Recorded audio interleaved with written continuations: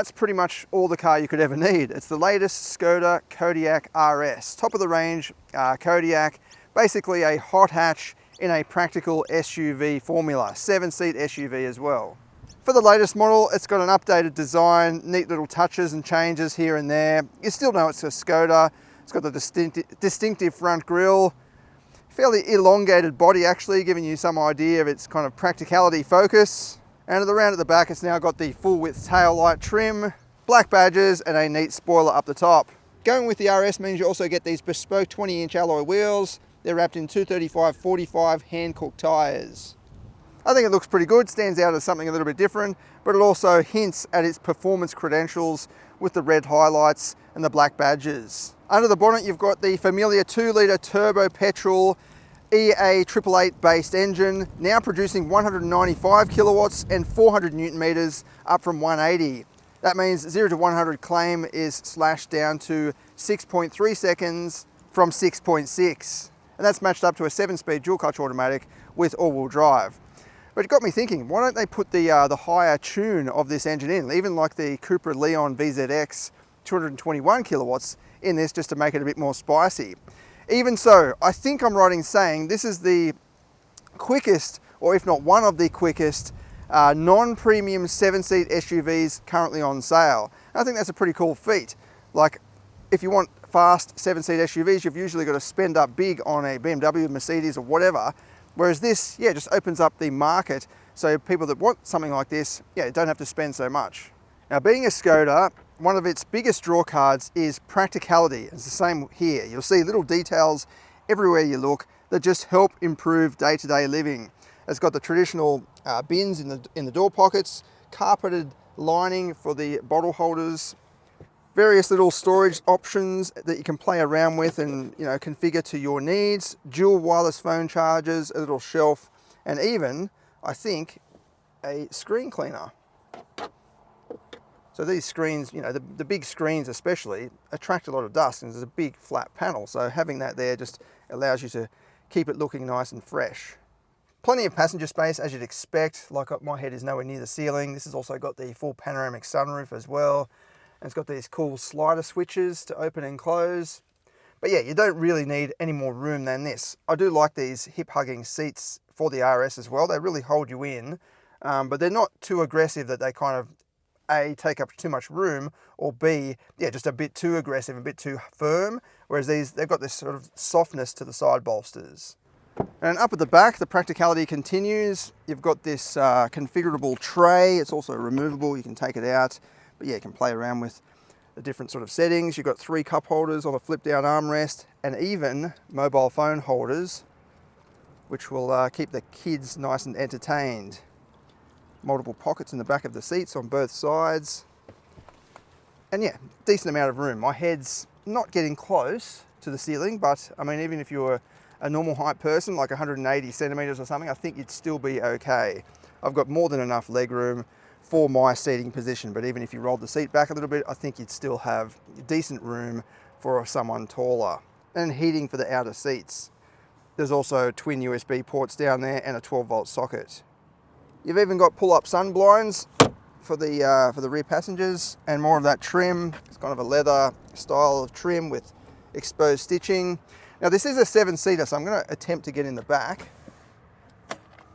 There's multiple ways you can fold this seat, including just there, and it sort of locks in at that angle, and you can slide it forward. I think that's the best setup, although it would be nice if that was just under a bit more tension in terms of being spring-loaded, so it just goes forward without me pushing it. Okay, I am kind of in here. My knees are hard up against the second row. You can slide that forward a little bit. That's going to close up the legroom for the middle row passengers, but I think if I had just a little bit more flexibility or a bit more freedom, I would be okay. My head's not near the ceiling. You've got this sort of drop down section for the sunroof, but it's kind of concave enough to allow some head clearance. And it doesn't seem like it reclines any further back. But yeah, this is not the most spacious 7-seater in this class. I think like our Mitsubishi Outlander probably has similar amount of space, but it is bigger. So you're going to have, I think, more boot space left over even with the third row up.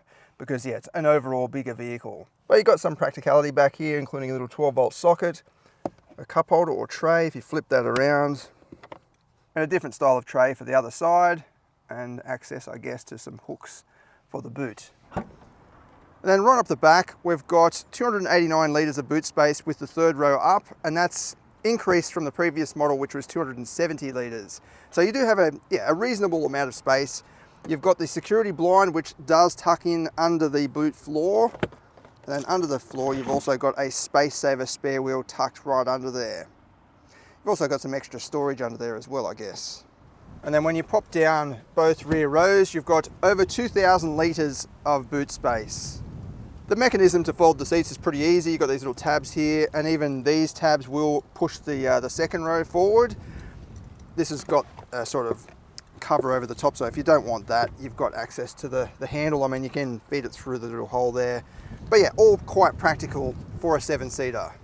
All right, let's go for a drive before I get blown away and see how it goes. Being an RS model, it should be quite exciting to drive.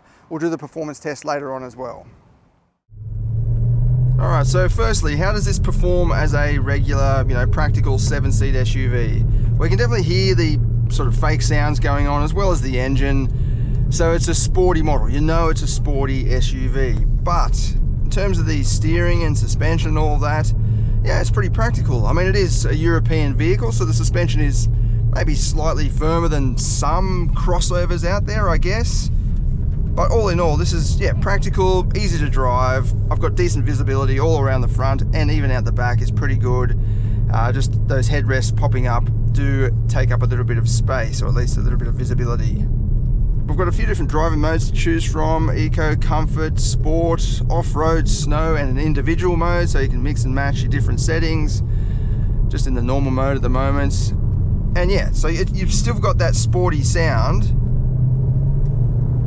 with the fake sound coming through. It kind of sounds like the 2.5 5-cylinder Audi engine, really, because it's got this kind of howling and distinctive note to it. It's like a 5-cylinder.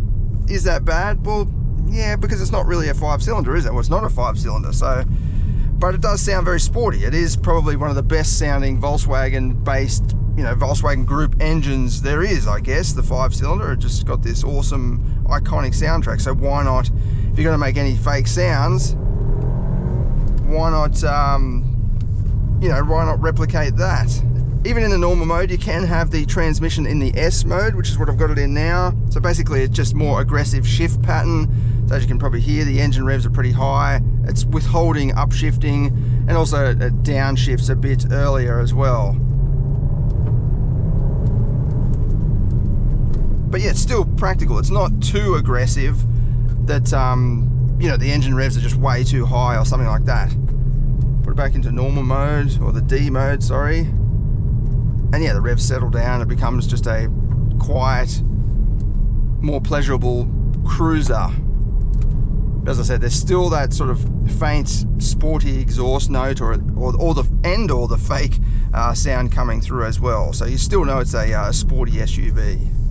In terms of fuel economy, we're averaging 8.9 litres per 100 kilometres. That's over a distance of 566.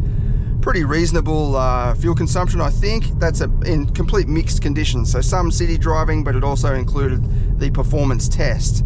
You could probably bump that down a little bit lower once the engine's a bit more run in, I guess, a few more kilometres on the clock, and just more regular driving, less of the performance testing. So I reckon you could get that down into the low 8s, or maybe even into the 7s. This suspension setup is soaking up the bumps nicely. It's not too firm, even though it is a sporty, it's an RS model. It's totally fine for driving along ordinary country roads like this one, with lots of ripples and little bumps and changes of tarmac and so on. This is totally fine. So going back down, we'll turn up the heat a little bit, but just before I do, the transmission, like dual clutch transmissions, I don't think they're suitable for practical everyday cars, because there's just that little bit of compromise in terms of just the slack going from drive to reverse and all that sort of thing. Yeah, it's just not as completely smooth as a torque converter automatic or a CVT. But in a vehicle like this, the RS, you do want that kind of double-edged personality where you've got the sportiness. So when you are on a mountain road like this, you can put it into sport mode. put it into S mode, well, it goes into S automatically, and then use the paddle shifters if you want to and go for a nice spirited drive. So I do think it's suitable for a vehicle like this, but probably not the regular Kodiaq models. I'll turn the stability control off. Just to, you've got an ESC Sport mode as well if you just want to play around, but you still want that safety net. I got a feeling the TCS off isn't going to be completely off anyway, but let's see. It does upshift by itself. That was me, I couldn't quite grab the paddle, but it upshifted anyway,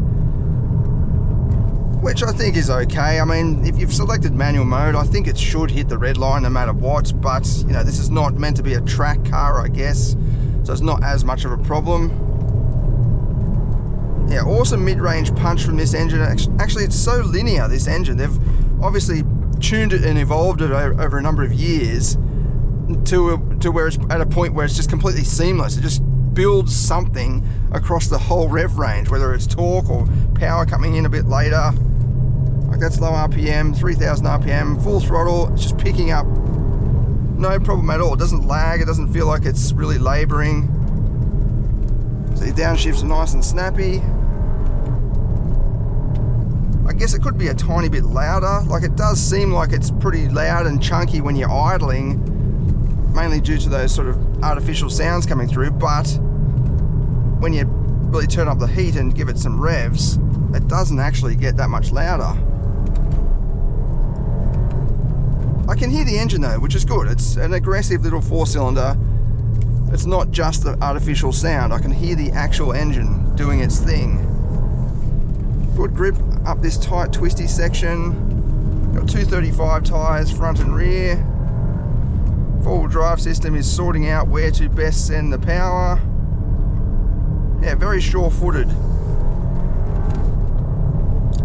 For a 7-seater SUV, you know, there's not much else like it on the market in terms of being able to provide the thrills, but also provide the practicality, certainly in the non-premium SUV space.